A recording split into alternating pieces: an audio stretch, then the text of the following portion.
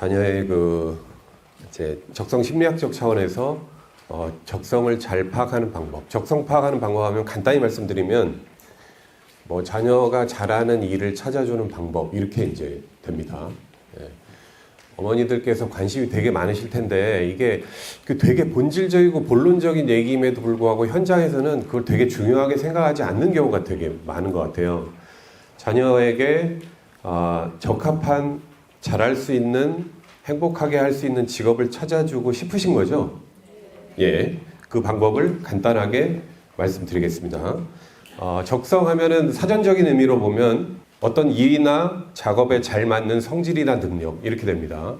그럼 그걸 찾기 위해서 학생이 어떤 가지고 있는 요인들을 정확하게 이제 파악을 해야 되는데 내적 요인은 이 사람의 심리적인 구성을 얘기하는 겁니다. 내가 가지고 있는 어떤 본질적인 적성.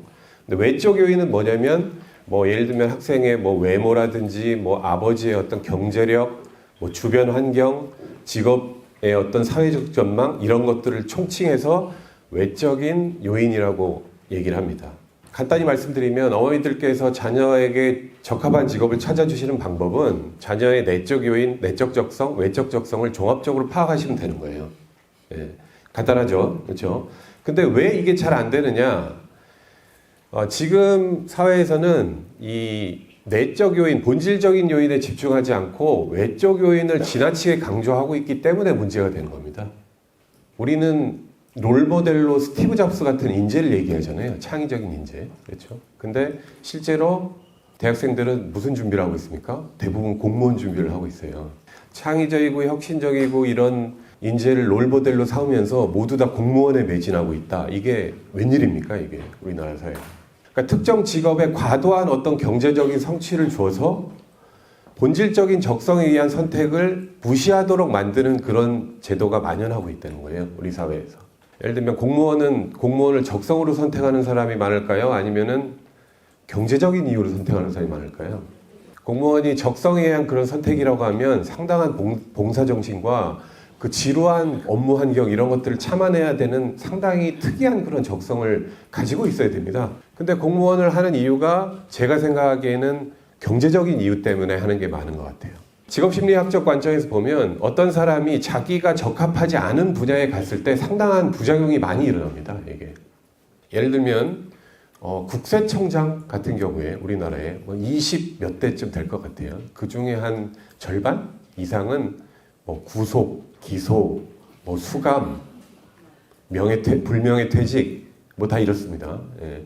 국세청장이 가져야 되는 가장 중요한 덕목은 청렴성일 것 같아요. 제 생각에는.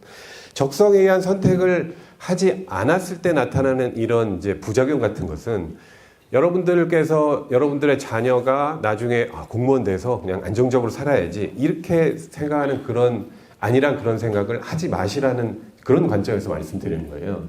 지금 제가 말씀드린 대로 적성에 의한 선택이 아닌 어떤 사회적 여건이나 제도나 이런 것들의 강요에 의해서 개인이 그런 선택을 했을 때 그런 사회적인 제도와 분위기 이런 것들이 얼마나 오래 갈 것인가를 생각을 해보셔야 돼요. 예. 공무원은 시장 경제의 원리상 그렇게 지금 많을 필요는 없습니다. 제 생각에는. 그러니까 이 제도가 어느 정도까지 오래 갈 것이냐. 지금 막 공무원에 열광하고 있는데 나중에 예를 들면 공무원을 감원하고 연금을 줄이고 예를 들면 교육직 공무원을 무급으로 하고 이런 이제 트렌드가 생긴다고 하면 그때는 선택이 많이 달라지겠죠. 예. 그래서 적성에 의한 선택이 제대로 되지 않는 이유는 적성의 두 가지 요인, 내적 요인과 외적 요인이 있는데 지나치게 두 번째 외적 요인에 치우쳐서 적성의 그 선택을 하기 때문에 지금 이제 문제가 된다 이렇게 생각하시면 되실 것 같아요. 그럼 과연 내적 요인에 충실하기 위해서는 어떤 부분이 필요한지를 좀 아셔야 될 것 같아요.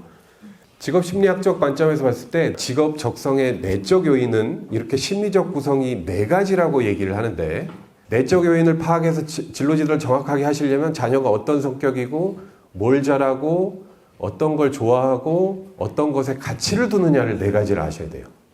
그럼 간단해 보이지만 왜 이게 힘든가? 그러면 자녀의 성격, 능력, 흥미, 가치관 이게 서로 다른 경우가 많습니다. 선생님 저는 좋아하는 걸 할까요? 잘하는 걸 할까요?는 그런 가치와 이제 크게 관련이 있는데 본인이 외적인 가치가 강하다고 하면 어머니들이 보시기에 자녀가 외적인 가치, 아 얘는 힘들어도 남이 이렇게 좋다고 이렇게 하면 막 으스댈 줄 알고 어떤 칭찬이나 이런 거에 아주 강화를 잘 받고 이런 경우라고 하면 그 학생은 외적 가치가 강할 가능성이 높기 때문에 잘하는 걸 하면은 좋을 가능성이 높습니다. 예, 좀 힘들더라도 본인이 돈을 많이 벌거나 권력을 가질 수 있거나 사회적 명성을 얻을 수 있는 그런 직업을 갖는 것이 좋고, 반면에 본인의 어떤 행복, 뭐 즐거움, 뭐 아기자기한 어떤 뭐 즐길 수 있는 이런 걸 좋아하는 학생은 좋아하는 걸 선택을 해라. 그래서 아마 대부분 말씀하셨을 때 좋아하는 걸 하라고 얘기하셨던 경우는 내적 가치가 강할 가능성이 높고, 반대의 경우 잘하는 걸 하라고 했을 경우에는 외적 가치가 강할 가능성이 높습니다. 시간 관계상 정리를 간단하게 짧게 해드리면, 적성은 어떤 일이나 그 작업에 잘 맞는 성질이나 능력을 얘기하는 것이고, 그 적성은 크게 보면 내적 요인과 외적 요인이 있고, 내적 요인은 심리적 구성이 되고 외적 요인은 주변 환경적인 그런 요인이 됩니다.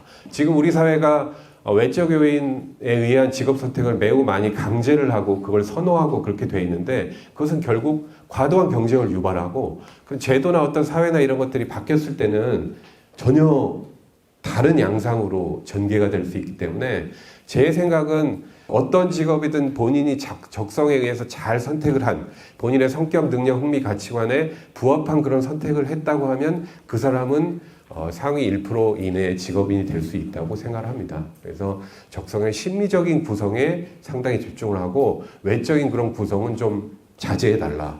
내적인 요인에 집중을 해서 자녀의 심리 지도를 해달라. 이렇게 말씀드리고 싶습니다. 감사합니다. 예. 정동훈 의원님께서